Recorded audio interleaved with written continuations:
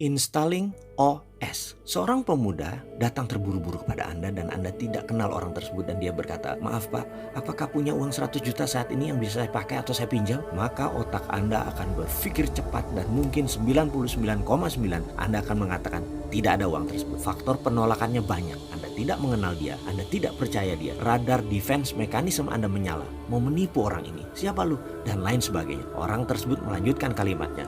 Begini Pak, saya butuh uang tunai buat setoran haji. Tutup jam 3 siang. Sekarang jam 11, saya takut terlambat. Saya ada mobil Innova tahun 2015. Ini BPKB-nya, ini STNK-nya, ini KTP saya, nama di BPKB dan STNK. Nama saya Pak, nama sama. Harga pasaran sekarang mungkin sekitar 250 juta, 200 juta. Ini mobilnya Pak, boleh cek mulus, saya perlu uang sekarang 100 juta. Kalau Bapak punya uang 100 juta, ambil mobil ini, surat-surat dan saya tanda tangani langsung di kwitansi kosong. Kalimat tersebut mungkin akan membuat Anda berpikir lain. Kata-kata tidak kenal, tidak percaya, mendadak ada counter prestasinya. Dia ada BPKB, ada STNK, ada KTP yang mendukung bahwa dia bisa dipercaya. Pertahanan Anda mulai terbuka dan mulai melihat cahaya di ujung lorong. Bahwa Anda melihat peluang selisih 100 juta di depan mata Anda. Saat itu juga, dari tidak percaya bahkan melompat menjadi harapan. Inilah yang dalam teknik komunikasi F, fascinate atau terpesona, Anda sudah terjebak. Kalau Anda seorang oportunis, maka otak kriminal streak Anda akan mulai liar. Ada peluang nih dapat 100 juta. Percayakah Anda dalam sebuah studi yang dilakukan dalam jurusan psikologi di NYU New York University bahwa 90% orang akan mengambil peluang itu dan 60% orang yang dihadapkan dalam posisi ini walaupun dia tidak memegang uang 100 juta atau tidak memiliki uang 100 juta di tangan, mereka bisa mendapatkan uang tersebut dari mana sumbernya tepatnya. Sebelum habis waktu, mereka pasti dapat. Mereka bisa mendapatkan modal 100 juta tersebut dan dapat beli kendaraan setengah harga tersebut. Ada sebuah cerita lain, ini mungkin pernah saya ceritakan sebelumnya. Namun gak apa-apa diulangi agar lebih paham. Ada penjahat terkenal yang hampir selalu membunuh korbannya. Dia melarikan diri dari penjara, lalu masuk ke rumah seseorang. Ambil contoh ekstrim.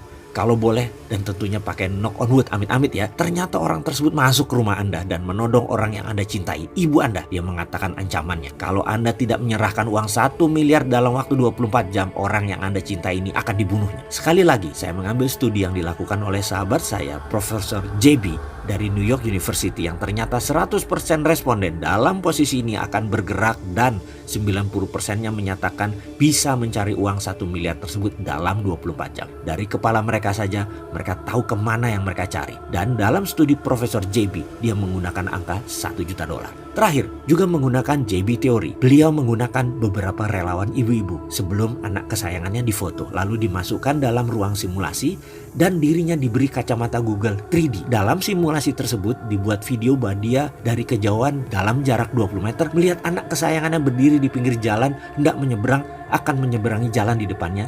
Di sisi sudut lain pandangannya, anak tersebut tidak melihat. Sekali lagi, dibuat simulasi film 3D, ada sebuah truk melaju dengan kencang ke arah anak tersebut dan anak tersebut tidak melihat. Data yang sangat mengejutkan. Semua ibu-ibu tersebut dapat berlari dengan kecepatan luar biasa menyambar dan menyelamatkan anak kesayangan tersebut. Kalau rekor dunia 100 meter, lari sprinter adalah 9,7 detik, maka semua ibu-ibu itu dalam jarak 20 meter menempuhnya dalam 2 detik alias sama dengan kecepatan world class sprinter tanpa latihan tahunan, instan dan instinktif. Walau itu semua adalah simulasi gambaran, namun gerakan lari 20 meter tersebut dilakukan dengan sebenarnya. Para ibu-ibu berlari kencang menghampiri objek yang berupa boneka beruang besar. Dalam simulasi tersebut, di dalam bayangan gambar dalam Google 3D tersebut adalah anak kesayangannya. Apa yang sahabat dapat ambil hikmah dari cerita ketiganya? Apa moral story-nya yang Anda dapat sehubungan dengan pencapaian kemakmuran Anda? Sampai di sini Anda boleh berhenti menonton video ini dan merenung. Baik, saya tidak membahas terlebih dahulu, namun saya ingin Anda melakukan hal ini sekarang. Ambillah sebuah kertas dan tulislah kalimat ini di awal. Tulisannya begini: bagaimana caranya agar saya dalam 1 tahun ke depan memiliki pendapatan 4 kali dari tahun yang lalu? Misalnya gaji Anda 5 juta sebulan, Anda kalikan 13, tambah yang lain-lain. Misalnya tahun lalu Anda memperoleh uang 100 juta rupiah. Lalu pertanyaan sekarang adalah bagaimana 1 tahun ke depan Anda mendapatkan uang sebanyak 400 juta rupiah? Saya ulangi lagi, pertanyakan dan ditambah dengan tuliskan 10 cara agar saya atau Anda mendapatkan pendapatan 4 kali lipat dari tahun lalu atau 400 juta dalam 1 tahun ke depan. Mulailah Anda menulis 10 cara tersebut dalam selembar kertas dan lakukan sekarang. Kalau 10 hal tersebut sudah selesai, tambah 10 lagi jadi 20 cara agar Anda memiliki pendapatan 4 kali dari tahun lalu. Selamat mengerjakan. Saya yakin baru menulis 5 saja Anda sudah berhenti. Ada yang berhenti di 11, ada yang berhenti di 17. Anda tak perlu gundah. Kalau Anda tidak bisa mencapai angka 20 sekali lagi, Anda harus paksa sampai 20. Cara itu ada. Lakukan sekarang dan tulislah hal itu. Saya yakin Anda bisa melakukan 20 cara itu dan melipat gandakan 4 kali lipat pendapatan Anda dari tahun lalu. Saya akan melanjutkan video berikutnya kalau Anda sudah selesai mengerjakan hal ini. Ingat, Anda manusia tidak terbatas. Inilah cara operating system dipasang demi prosperity conscious Anda. Selamat mencoba. Mengenal pola uang datang. How you get your money atau how the money go to you. Sebuah pertanyaan singkat yang sulit dijawab dengan cepat. Pasti mikir dulu, memorizing dulu baru bisa menjawab. Itu pun belum tentu pas atau belum tentu benar. Hanya kira-kira. Sebelum kita masuk ke pelajaran selanjutnya tentang Road to Billionaire, kita jeda sebentar agar mengunyah pelajarannya lebih enak. Ada 2 pertanyaan saya berikan di antara video kali ini. Pertanyaan pertama adalah, who are you when no one watching you?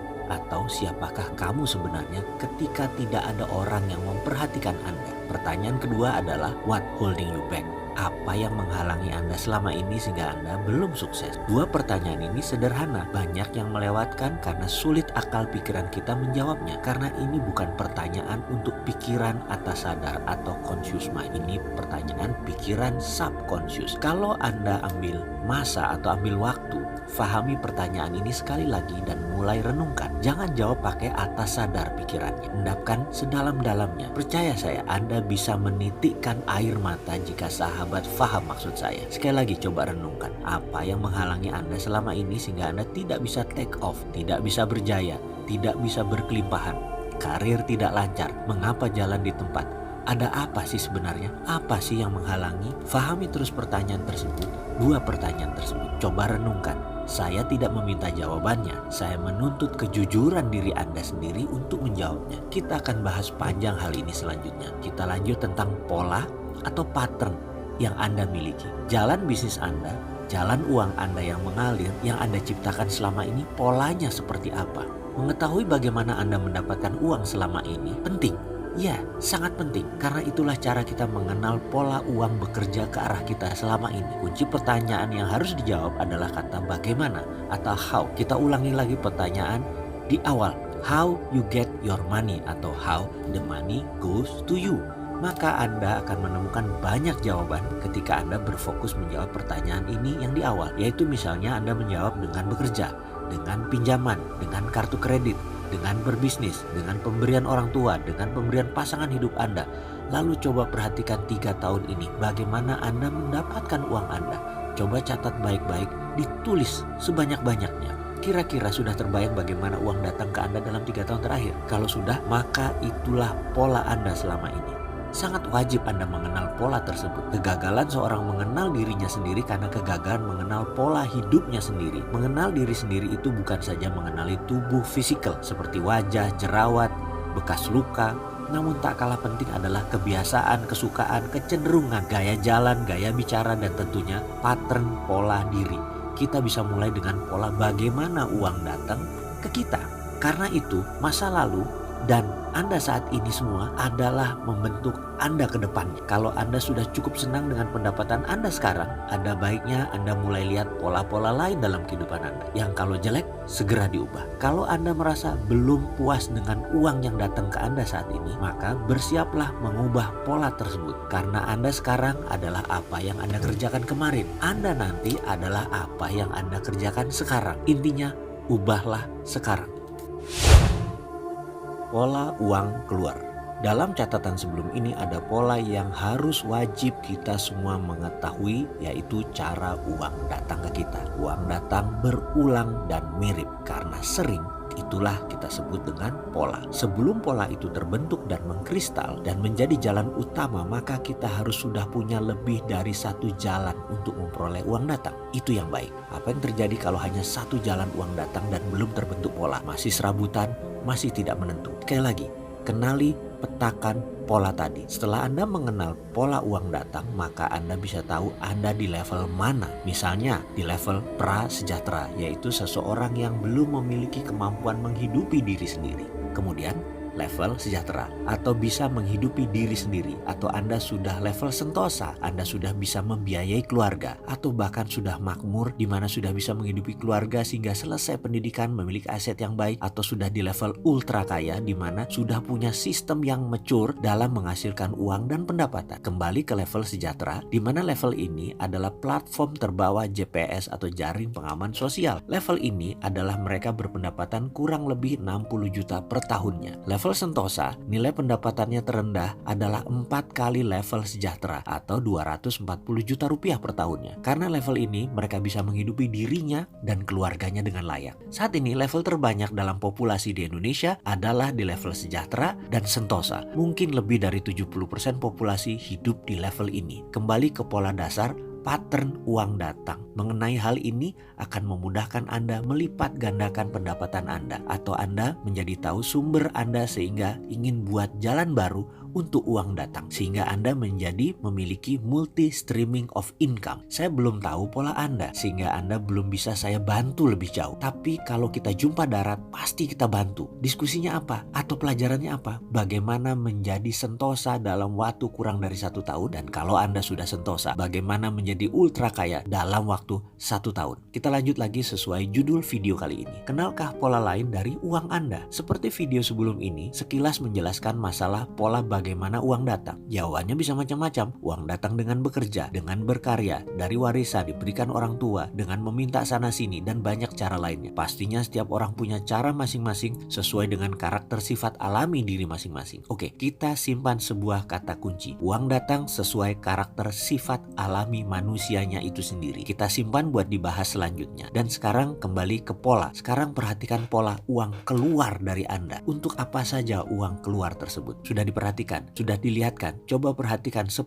tahun atau 5 tahun terakhir ini, kemana saja Anda memanfaatkan uang Anda? Dipakai apa saja uang tersebut keluar dari dompet Anda? Listkan daftar itu sekarang, secara harian, secara bulanan, secara tahunan. Perhatikan kemana saja uang Anda keluar tadi. Fokus dalam pengeluaran ini akan membuat Anda sadar apakah Anda tipe pembelanja, tipe mesias, atau dalam arti lain suka menolong orang lain, tipe selalu kurang, tipe boros nggak jelas, tipe penyakitan, tipe pengikut mode, tipe penginvest, dan sekali lagi, itu adalah Anda selama ini. Mengenal uang keluar, apalagi telah menjadi pola, Anda bisa terkaget-kaget karena bisa menakutkan tipe Anda tersebut. Sekali lagi, kalau negatif, jangan takut. Membaliknya atau merubahnya semudah membalik tangan. Semua itu science kok. Semua ini ada behavioral psychology-nya. Dan ini insya Allah bidang yang saya pahami. Jadi faham kalau saya gemeteran dalam behavior uang pinjam atau uang keluar pemerintah seperti sekarang ini. Maaf nyamber politik sedikit karena saya tahu bagaimana memperbaikinya. Masalahnya si penguasa tahu nggak behaviornya yang tukang pinjam dan nggak bisa bayarin itu. Oke, kita balik ke masalah kita deh. Nggak usah ngurusin negara lain atau nggak usah ngurusin pemerintah. Tanpa Anda mengenal pola Anda